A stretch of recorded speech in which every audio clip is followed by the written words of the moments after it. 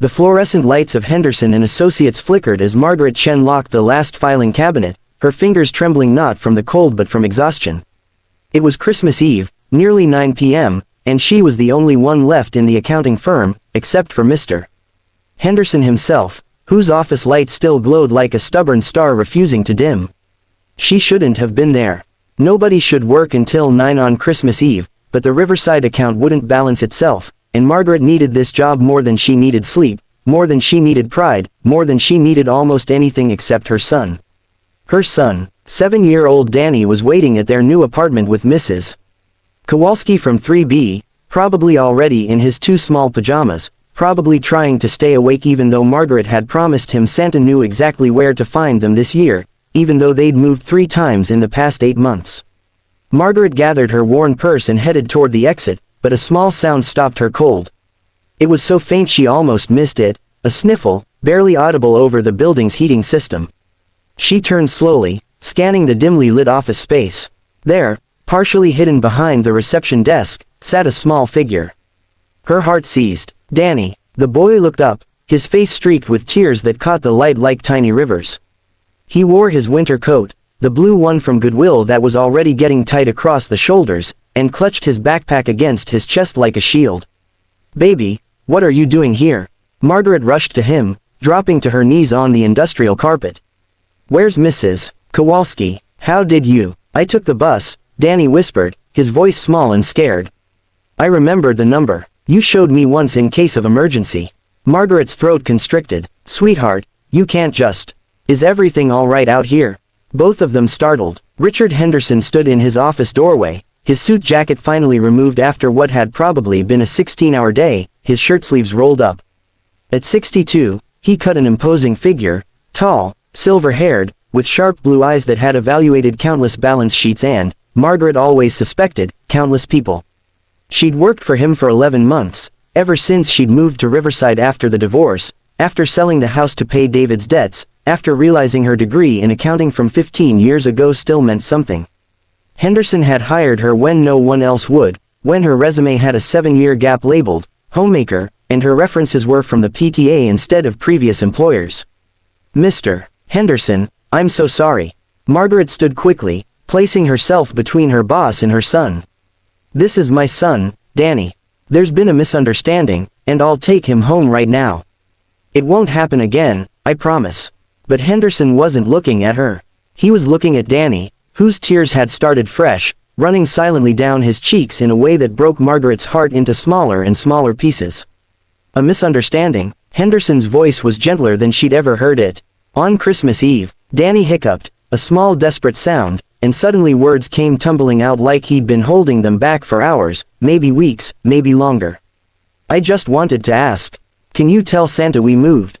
Mom doesn't know I heard her crying last night, and she doesn't know I found the boxes in her closet, the presents she bought before we had to move again because Mr.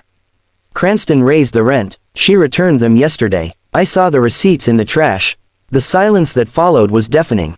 Margaret felt her face burning, felt every carefully constructed wall she'd built crumbling. This was it. Henderson would see her for what she really was, a failure, a woman who couldn't even provide a proper Christmas for her child, someone who brought her problems to work, literally. "Danny, stop," she managed, her voice cracking. "Mr. Henderson doesn't need to hear about. She's always so tired," Danny continued, looking directly at Henderson now with the brutal honesty only children possess. "She works all the time and she pretends everything's okay, but I'm not stupid. I'm 7.5. I know we had to move because she couldn't afford the old place. I know she eats the small portions at dinner so I can have more. I know she sold her wedding ring even though it made her sad because I saw her looking at her finger after." Margaret felt tears burning her eyes, threatening to spill over. "Danny, please, but Santa won't know where we are now." Danny's voice rose with panic. "We've moved 3 times, and what if he goes to the old house? What if he thinks I've been bad because we keep moving? I thought maybe you're important, maybe you could tell him. Maybe you have a phone number or something." Henderson moved then, walking slowly across the office. Margaret instinctively pulled Danny closer, but Henderson simply lowered himself into one of the client chairs, bringing himself to Danny's eye level.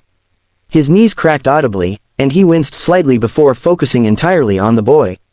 Danny, he said quietly, I think Santa is smarter than you're giving him credit for. Moving doesn't mean you've been bad. Sometimes moving means you're being very, very brave. But Mom won't have money for presents. Danny's lip trembled, and I told her I wanted the science kit, the one that lets you grow crystals and do experiments. I wrote it in my letter to Santa before we moved the last time. But now she can't afford it and it's my fault for asking. It's not your fault, Margaret choked out, finally unable to hold back her tears. She pulled Danny into her arms, breathing in the scent of his strawberry shampoo, feeling his small body shake with sobs. None of this is your fault, baby. I'm so sorry. I'm so sorry you've had to see. I wanted to protect you from all of this. Mrs. Chen. Henderson's voice cut through her anguish. Margaret, look at me, please. She raised her head slowly, expecting disgust or pity or worse, awkward discomfort. Instead, she found something she couldn't quite identify in his eyes. How long have you been struggling like this? He asked. I'm not struggling, she said automatically, the lie tasting bitter. I mean, we're managing. I just need to. Margaret, he said her first name again, and somehow that broke something loose inside her. Since the divorce was finalized, she whispered. 14 months. My ex-husband, David, had debts I didn't know about. Gambling, mostly. When I found out, when I tried to leave, he cleaned out our savings. The house had to be sold to pay creditors. I moved here because the cost of living was supposed to be lower, and I could start over where nobody knew I'd failed. You didn't fail, Henderson said firmly. But you should have told me what was happening. How could I? Margaret's voice rose slightly. You gave me a chance when no one else would. You trusted me with your clients, with sensitive information. I couldn't let you see that we were barely holding on. I couldn't risk losing this job. It's the only thing standing between us and complete disaster. Danny pulled back from his mother, looking up at her with red-rimmed eyes. I didn't mean to make things harder, Mom. I just really wanted Santa to know where we are. I don't care about the science kit anymore. I just want you to stop crying at night. Margaret couldn't breathe. The weight of her son's words, his awareness of her nighttime breakdowns, crushed her. She'd thought she'd been so careful, waiting until he was asleep, crying silently into her pillow as she ran numbers in her head, trying to figure out how to make $800 stretch to cover rent, utilities, groceries, gas, and Danny's school supplies. Henderson stood abruptly. Wait here, both of you. He disappeared into his office before Margaret could respond. She heard drawers opening, papers rustling, the sound of his printer humming to life. Danny leaned against her, suddenly looking exhausted, and she wrapped her arms around him, wondering what came next.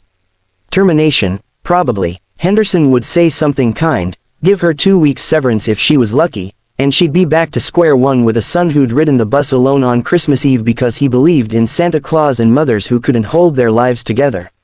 When Henderson returned, he carried a folder and an envelope. He sat down across from them again, his expression unreadable. Mrs. Chen, Margaret, I'm going to tell you something I don't share often. He paused, seeming to gather himself. 40 years ago, I was exactly where you are now. Different circumstances, same desperation. My wife had died giving birth to our daughter, and I was a junior accountant trying to raise a newborn alone. I couldn't afford childcare. I couldn't afford funeral expenses. I was drowning. Margaret stared at him. In 11 months, she'd never heard Henderson mention a wife or daughter. She'd assumed he was a lifelong bachelor, married to his work.